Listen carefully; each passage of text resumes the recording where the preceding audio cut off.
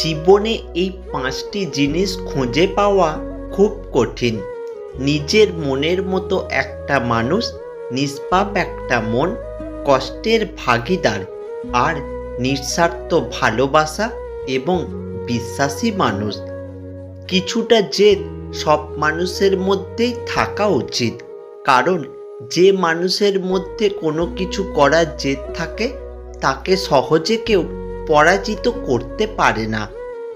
কেউ যদি তোমাকে ভালো না বলে তার জন্য মন খারাপ করো না, কারণ এক জীবনে সবার কাছে ভালো হওয়া যায় না।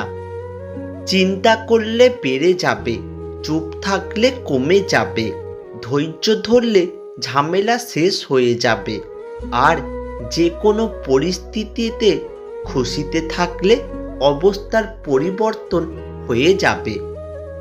অপমানের শ্রেষ্ঠ জবাব নীরব থেকে নিজেকে তৈরি করা। নিজের যোগ্যতাকে এমন একটা জায়গায় নিয়ে যেতে হবে যখন অপমান যে করেছে সে যেন নিজেই নিজেকে ছোট অনুভব করে, আর ধৈর্য না হারিয়ে সঠিক সময়ে অপেক্ষা করা। যে আজ তোমাকে অবহেলা করছে, গুরুত্ব দিচ্ছে না, ধৈর্য ধরো, একদিন তোমাকেই তার সবচেয়ে বেশি প্রয়োজন হবে। এই পৃথিবীতে সবচেয়ে স্ট্রং তো সেই যে রাতে কাঁদে কিন্তু সকালে এমন আচরণ করে যেন কিছুই হয়নি। যত বেশি ভুল করবে, যত ব্যর্থ হবে, তত বেশি শিক্ষা পাবে, জীবন পথে ততটাই সফল হবে। জীবনে হাসি খুশি থাকতে বেশি কিছু লাগে না, নিজেকে বোঝার মতো একজন মানুষ থাকলেই যথেষ্ট। সুন্দর পুরুষ পাওয়া নিজের সৌন্দর্যের ব্যাপার, তবে একজন যত্নবান পুরুষ পাওয়া ভাগ্যের ব্যাপার। যে বুঝতে পারে না তাকে বোঝানো যায়, কিন্তু যে সব বুঝেও না বোঝার ভান করে তাকে আপনি বোঝাতে পারবেন না। জীবনটা ছোট, কিন্তু ভালোবাসা ছোট নয়। খুচরো পয়সার শব্দ বেশি হয়, কিন্তু বড় টাকায় কোনো শব্দই হয় না। মানুষ চেনা কঠিন, কিন্তু মানুষকে ভুল বোঝা কঠিন নয়। ভাগ্য সত্যিই বড় রহস্যময়।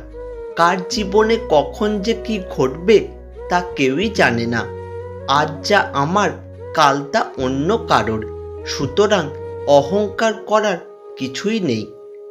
ক্ষুধার্ত মানুষের কাছে নীতির কথা আর রাগী মানুষের কাছে উচিত অনুচিতের কথা দুটোই অর্থহীন।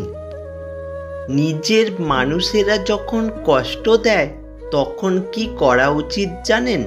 নাম্বার 1, নিজের কাছের মানুষেরা যখন কষ্ট দেয় তখন তাকে ইগনোর করার বদলে প্রথমে সে কোন কারণে আপনাকে ইগনোর করছে বা কষ্ট দিচ্ছে সেই কারণটাকে জানার চেষ্টা করুন।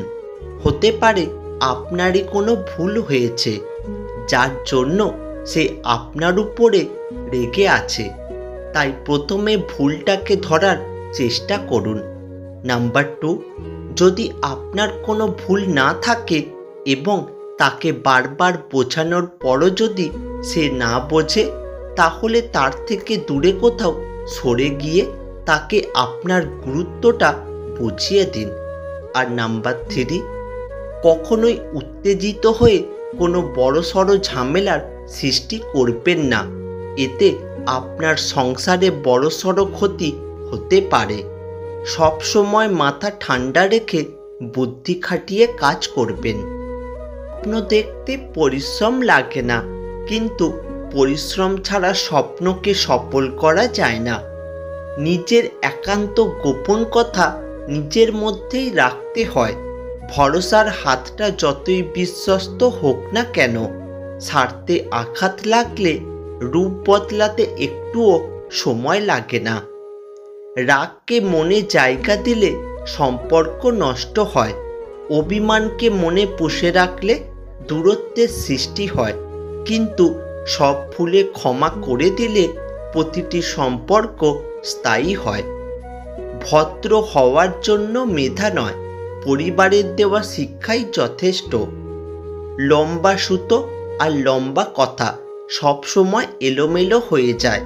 এই কারণে সুতো যতটা গুছিয়ে রাখা যায় আর কথা যত কম বলা যায় ততই ভালো।